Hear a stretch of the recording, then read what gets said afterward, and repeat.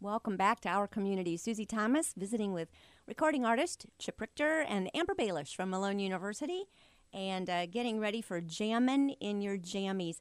Chip, when we left, you were talking about how someone saw in you something that you didn't see in you, and that was your gift for music for kids and families, and your reaction to have to grow into that. Can you just talk about that a little bit, about growing into what's someone else's That's, vision for you? yeah, that's a good question.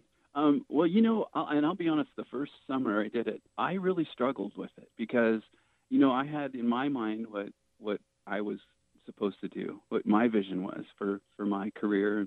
I wanted to be like Phil Keaggy. I wanted to be like, singer-songwriter, like James Taylor. I was Mm-hmm. looking to do that, kind of really, deep kind of move people's hearts and minds and souls, kind of thing. And I just really struggled with it. And I felt like by later in the summer, I mean, there was a time when I just was really kind of really I don't know, just kind of like almost like being stubborn about it in my spirit. And I just felt like the Lord really spoke to me clearly and just said, you need to choose. And it wasn't like if I chose not to do it, that it was going to be the wrong choice. But Right. it was just like, it was like God saying, you need to make a choice here and decide what we're going to do, how we're going to move. And Wow. it was going so well. I mean, it was really going great, and I couldn't deny that it was happening. But so I just felt like, well, I knew the right answer. I needed to say, okay, this is what I'm going to do. And when I did that, when I made that choice, and when I just kind of, I guess, gave up, fighting it or resisting it, it was as if the clouds parted and I could really see what it was and what it was all about. And up until that point, I was still holding on to the old vision of what I thought. But when I embraced this thing, man, it just really began to make sense to me in ways that allowed me to opened me up creatively. I began to write songs that were really good songs, better songs than I'd ever written before. Yeah. And like I said, not necessarily kid songs, but songs that kids would like and Yes. enjoy, but parents would like too. And man, it just really began to happen. But it took me having to let go of my, what I wanted and my old vision and embrace what God was doing. Wow, And isn't it was that really, just the perfect lesson for all of us? My goodness. And you had like the perfect focus group right there with your own family.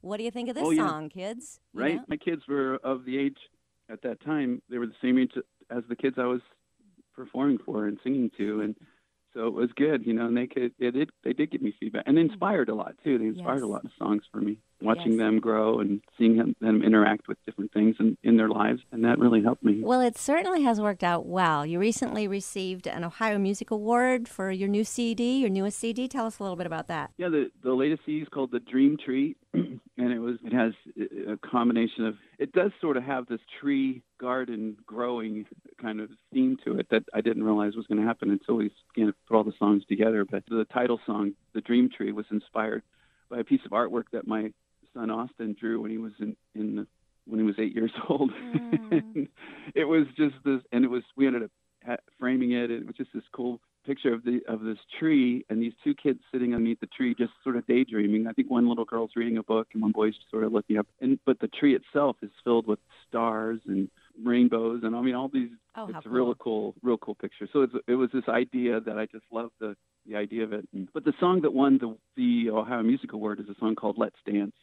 And it's a song that really just kind of speaks of not being afraid to do something new or try something that looks fun just because you're afraid of what people will say or think of you. But just go ahead and step out and take a chance and see what happens, because the ones who care really won't matter, and the ones who matter really won't care. Oh, I And love that. that's the line I borrowed from Dr. Seuss, and that's in That's good. the song. So Will that be one that you do at Jammin' in Your Jammies?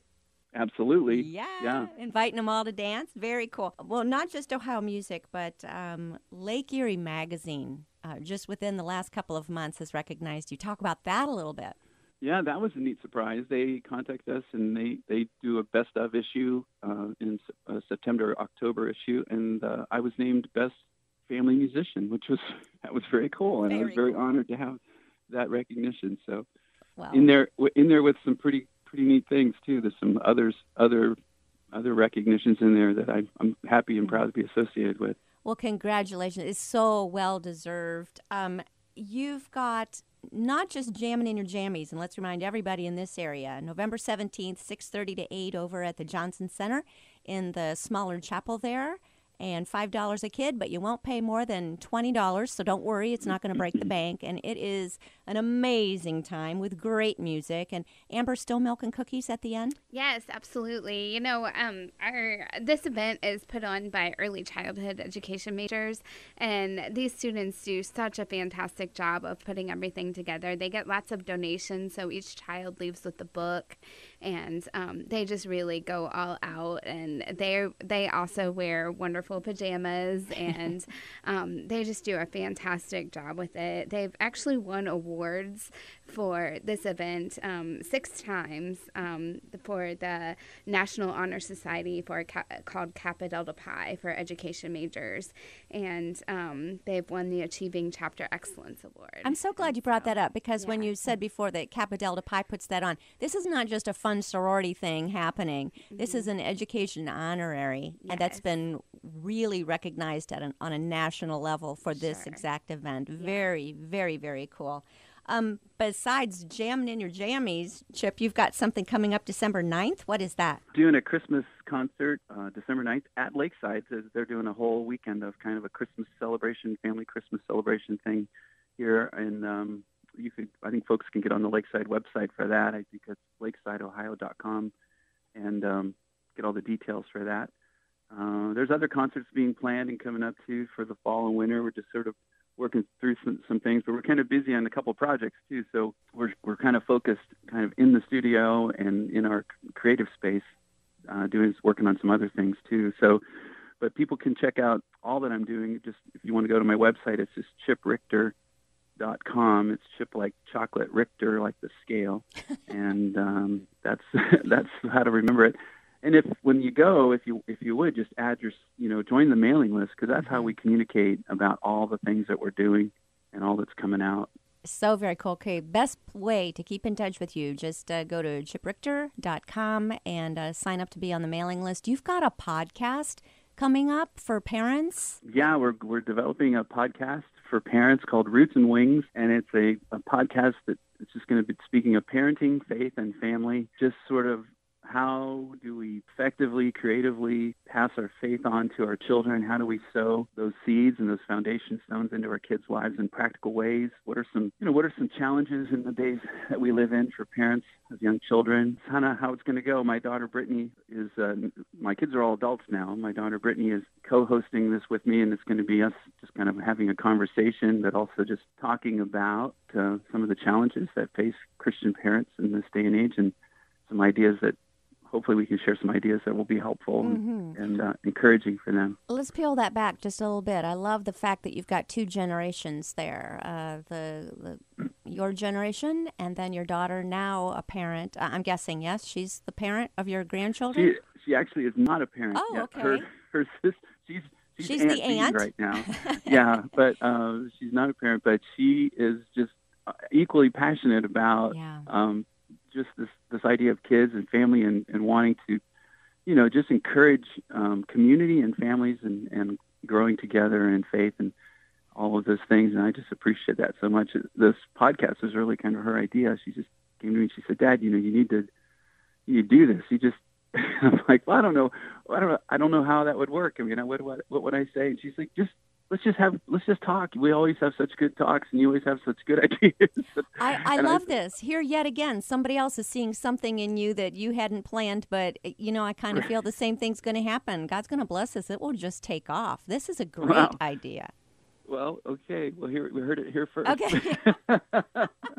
Wait, and just give us an idea real quickly. What kinds of things are you brainstorming as far as challenges that face Christian parents today? Sure. Well, we actually put a little survey we just floated a little thing through our Facebook page. Just said, hey, if there were a podcast for parents about passing your faith on to your kids, what would be some topics that you'd be interested in? So we kind of asked some people. So some of the things that we got, some of the good feedback we got, how to handle technology, in your household. As parents, how do we do that in a way that is God honoring and also healthy and good for our children, Also, how to do devotions. How do you consistently do devotions with your kids? When for most kids, you say, kids, come on, gather around, we're all going to do devotions. You get less than an enthusiastic response sometimes, How do you do a devotions in disguise so that they don't even realize it's happening, but it's happening? And then also, how do you send your children off with, into their day with the tools that they need to be both successful and also compassionate and caring with people that they meet? And we've got some ideas about that, some creative ideas to do those kinds of things. So those are just a few things that we've been kind of looking at and exploring and putting together. Sounds so good. Okay, we want to be able to remember to be tuning in. So go to Chip Richter, Chip like chocolate, richterlikethescale.com, and keep up with Chip so that we can know when this podcast, it's called Roots and Wings. Roots and Wings, yeah. I do these parenting workshops that we call Roots and Wings, and so that's really kind of been the kernel for the launch pad for this idea. Very, very cool. Devotions in disguise. I'll throw this into the suggestion box. That's when I took up golf with our boys. That was, There you go. You can't get a teenager to talk to you for 2 hours, but you can get them to walk around a golf course with you, and you can share on very, very lots of levels. So there you go. There's one. Really good idea. Thank you. Really good. Well, thank you. All right, let's remind everybody, Jammin' in Your Jammies, November 17th, 6:30 to 8 at the Johnson Center Chapel. Only $5 per child. You won't pay more than $20. Amber Baelish, Chip Richter, thank you so much for all you bring to our community. Thank you. And just one more thing. You can register online for this event at malone.edu/jammies, JAMMIES. Awesome. Thanks again. Thank you.